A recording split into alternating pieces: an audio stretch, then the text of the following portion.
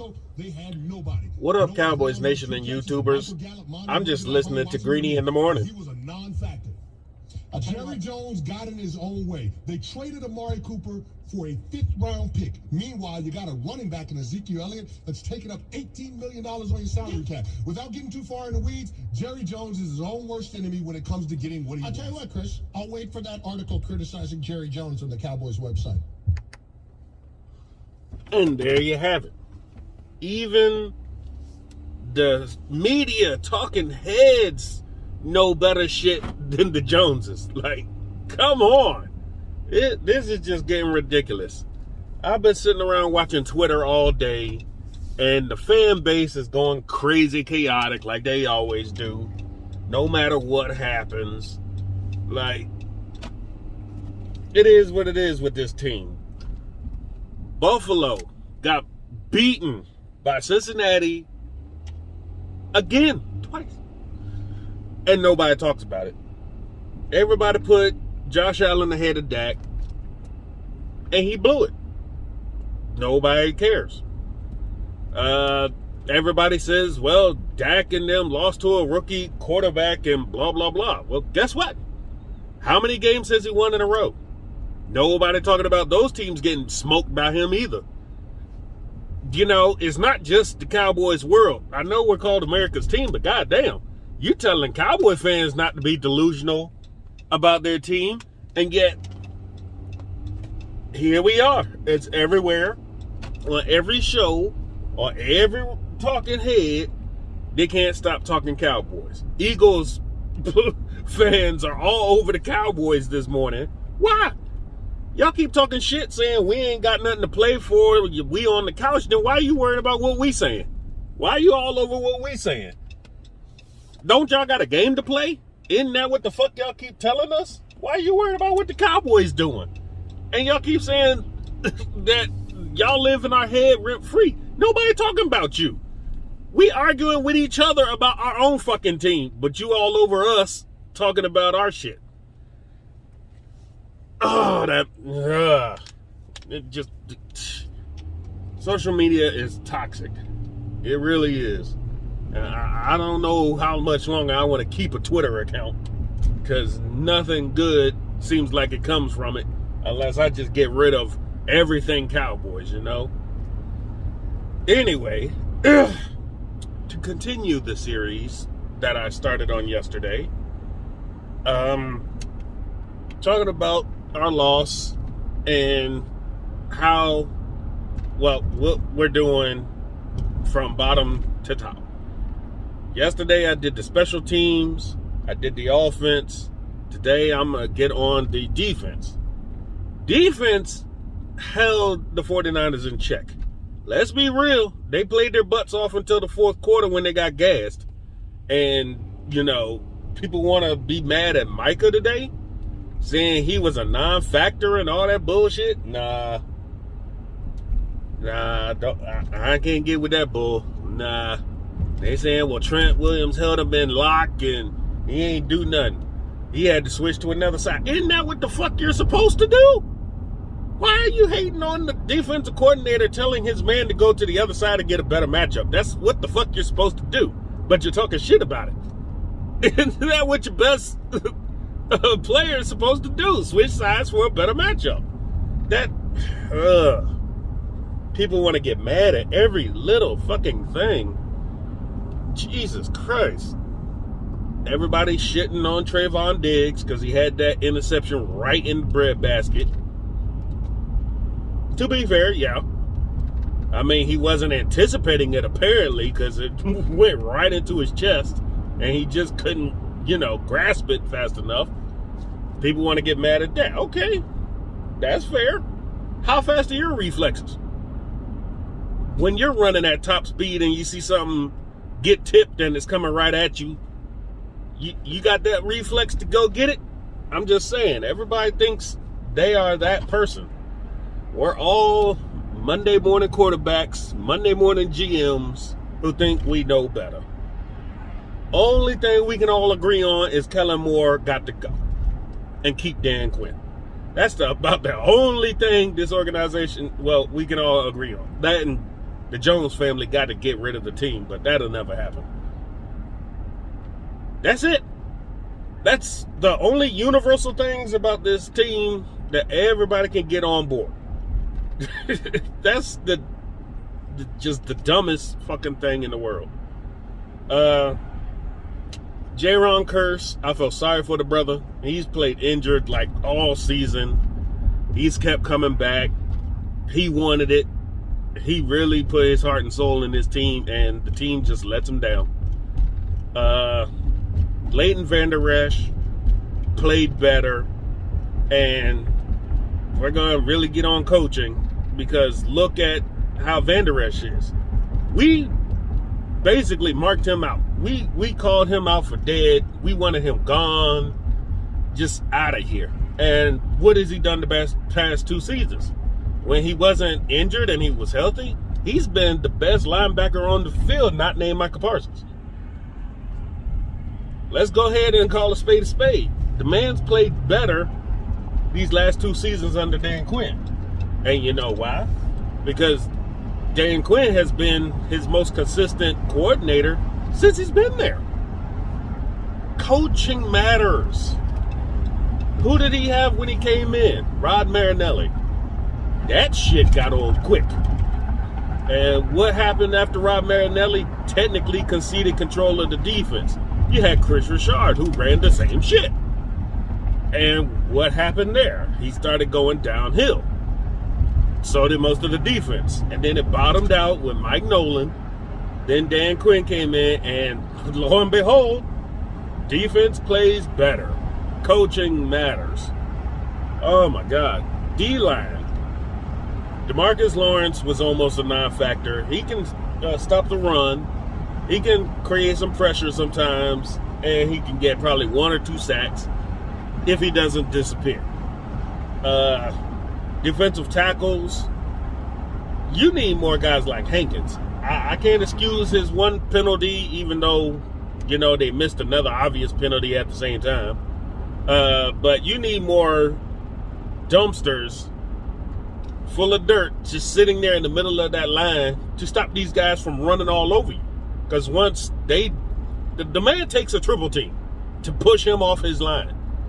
And then it's on the linebackers to fill up the hole. But, you know, that's a whole scheme thing and execution. But, you know, you need more of that to stop the run.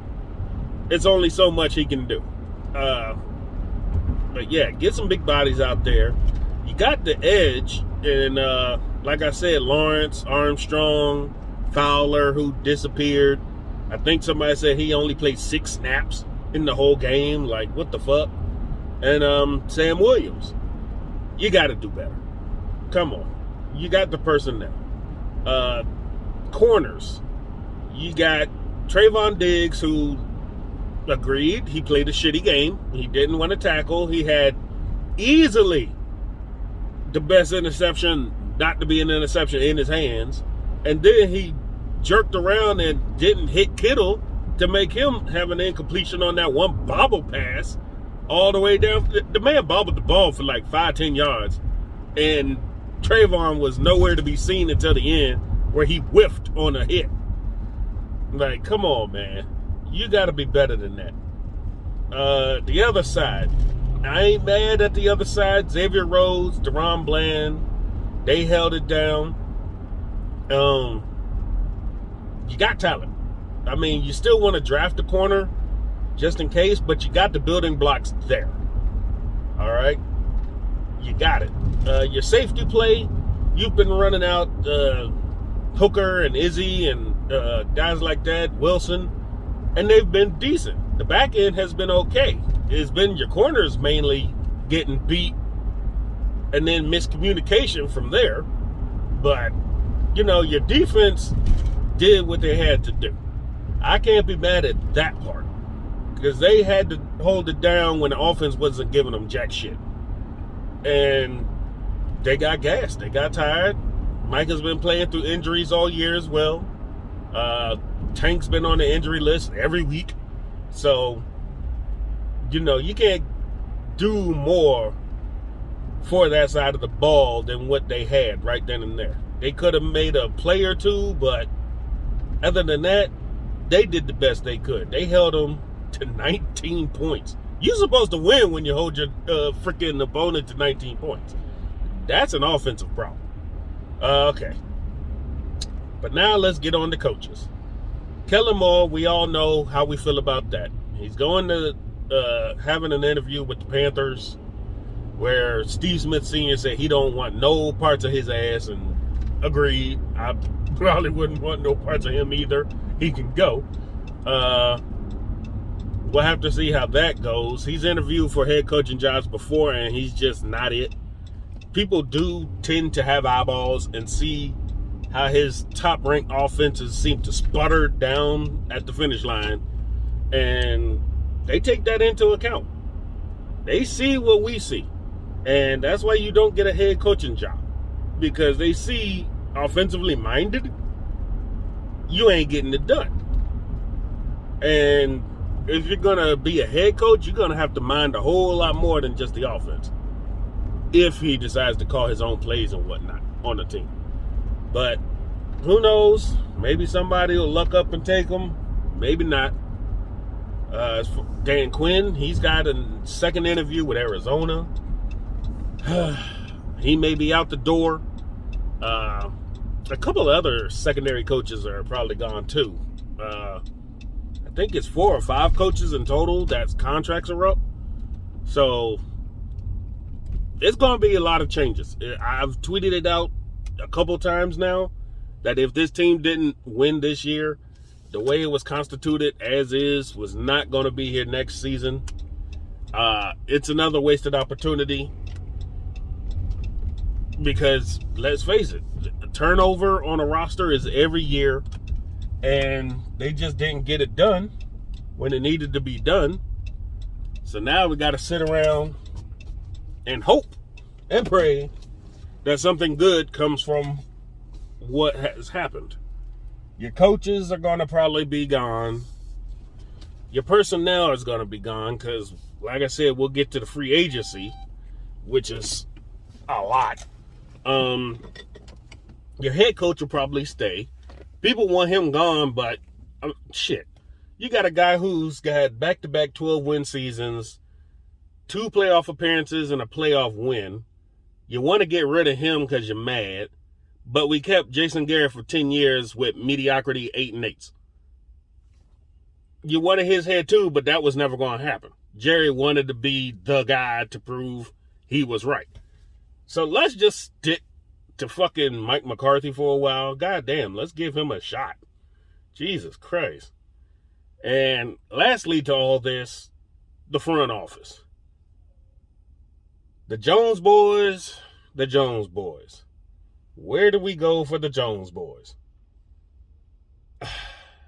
They think they're the smartest people in the room. They got the ability to do things in free agency. They choose not to. They keep going to the bargain bin, yet you can restructure people's contracts and get a lot more money. They just choose not to. Will McClay is basically saving their ass and their organization by coming up with drafts that have been not perfect, but good enough to keep this team afloat every year by having new talent. Because their free agency is ass, with Steven running that part. But that's where the Dallas Cowboys stand. It's more of the same. You can't complain if you're a fan because nothing's going to change. We're going to keep pounding our heads into the sand, doing the same stuff over and over. So you might as well get used to it. I mean, that's why I'm not as upset, because over the years you start seeing this is just the same old shit.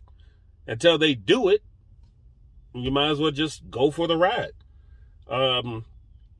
My cousin, he's a 49ers fan. He never has faith in his team, and yet he's seen his team go to the Super Bowl more times than us. So, it is what it is. He's got no faith, but they're winning. Sometimes you just get there and you get good. Other times you have the Joneses just screw themselves over all the time. But that's how we're going to be heading into this offseason. Another disappointment. Another year of sitting around figuring out woulda, coulda, shoulda. And we get to sit back and watch us scramble and hate each other and go off on each other, and everybody is us against the world kind of crap, like we always do, right?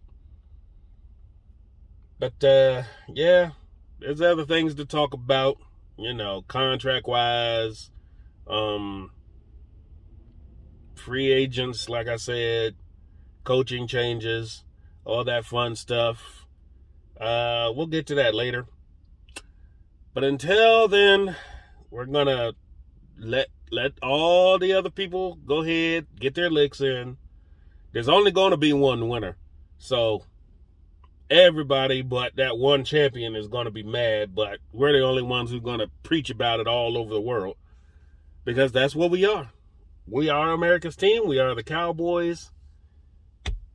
We are what they say we are. And we can't deny it. But that's not what I wanted to talk about today. I hope y'all have a great day. Don't take this stuff too hard. It's a team sport. It's a sport. People shouldn't be going around talking about people's families and all this crazy stuff I'm seeing online. Like, come on, man, stop. It's not worth it. Lastly, stop worrying about Dak's money. Stop worrying about Zeke's money. You're not taking a pay cut. You're not turning down a pay raise. Stop worrying about their money. They get paid like we get paid to go to work. It is what it is. The Joneses decided not to pay him when he was cheap. They held on. He got more money like his agent should have gotten him. And we're all hating it because what? Because he did the smart thing? I mean, what the hell? What do y'all want? You mad because he did the smart thing? That makes no sense. But anyway, until next time, this is VA Dallas Cowboy fan, out.